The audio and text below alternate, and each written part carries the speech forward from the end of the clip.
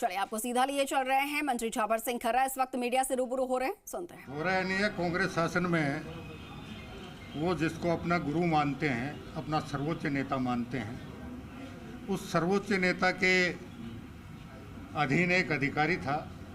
उसके कई बार बयान आ चुके हैं कि खुद मुख्यमंत्री ने मेरे को फ़ोन टेपिंग की टेप दी थी और वही मैंने प्रेस को रिलीज़ की थी। तो वो अपने ज़माने की बात करते हो तो मुझे पता नहीं, इस ज़माने में कुछ नहीं हो रहा है।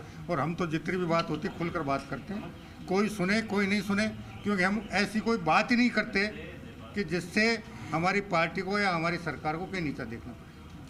डोटासरा ने कहा है कि साहब पायलट जब देख रहे थे संगठन को तो संगठन मजबूत हुआ था, जिसका रीजन था कि सरकार आई।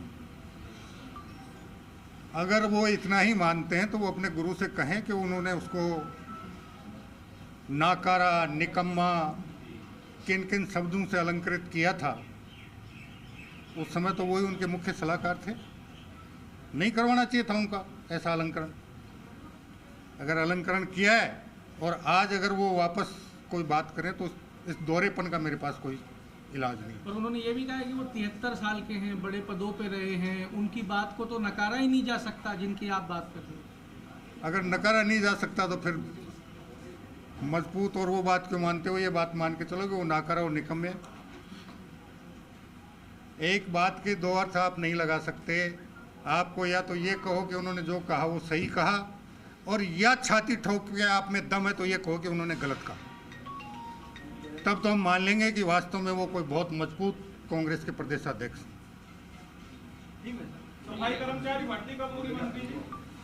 अभी हम 60,000 चतुर्श्रेणी कर्मचारियों की भर्ती करें, उसके बाद हम इस दिशा में विचार करें। जनगणना को लेकर के नोटिफिकेशन जारी हुआ है, केंद्र सरकार ने नोटिफिकेशन जारी कर दिया है। दो तरीके से ये जो है जनगणना होगी, मोबाइल ऐप के जरिए भी होगी।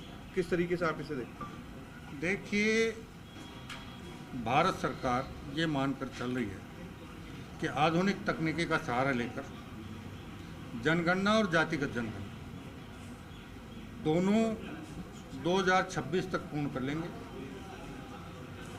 और 2026 के अंत तक इसके डाटा आ जाएंगे। और डाटा आने के बाद 2027 में जैसा अभी तक का विचार है कि वो परिसीमन आयोग का गठन करेंगे और उसके आधार पर आगे की कार्रवाई, जो सूचना हमारे पास। मेयर को पार्षद लोग चुनेंगे या सीधे जनता से चुनाव होगा? हाल फिलहाल तो जो व्यवस्था है वो ही चलेगी। इस बारे में वार्डों के पुनर्सीमांकन और सारा कार्य पूरा होने के बाद हम कोई मंथन करेंगे। अगर आमजन का और पार्टी के नेताओं का कोई सुझाव आएगा, दूसरे दलों का कोई सुझाव आएगा, तो उस पर मंथन करके जो भी उचित निर्णय होगा वो ले लेंगे। मंत्री जी, कांग्रेस ने आज ये भी कहा है कि संगठन को मजबूत करने का काम कर रहे हैं, वो लगे हुए हैं निरंतर रूप से अपने संगठन को मजबूत करने में, और 2028 के चुनाव की तैयारी कर रहे हैं और सत्ता में आने की बात कर रहे हैं। बहुत बढ़िया बात है। अगर वो मजबूत कर रहे हैं तो करें। किसने रोक रखा है उनको? जितना मजबूत कर सकते हैं कर लें। 2028 में राजस्थान की जनता निर्णय करेगी, जो भी निर्णय करेगी वो सबको स्वीकार्य होगा। आज कोई क्या कह सकता है 2025 में कि 2028 में क्या होगा? भारतीय जनता पार्टी की माननीय मुख्यमंत्री भजनलाल जी शर्मा के नेतृत्व वाली जो सरकार है, आदरणीय प्रधानमंत्री जी के मार्गदर्शन में राजस्थान के चहुमुखी विकास के लिए और सर्व समाज के विकास को लेकर जिस प्रकार के कार्यक्रम और योजनाएं बना रही है, हम पूर्णतः आशान्वित हैं कि 2028 में राजस्थान में भारतीय जनता पार्टी की पूर्ण बहुमत की सरकार बनेगी। संवैधानिक ढांचा पूरा तहस-नहस कर दिया और संवैधानिक संस्थाएं उन पे कब्जा कर दिया। आपकी जानकारी के लिए एक बात बता दूं, 26 जनवरी 1950 को भारत का संविधान स्वीकृत हुआ था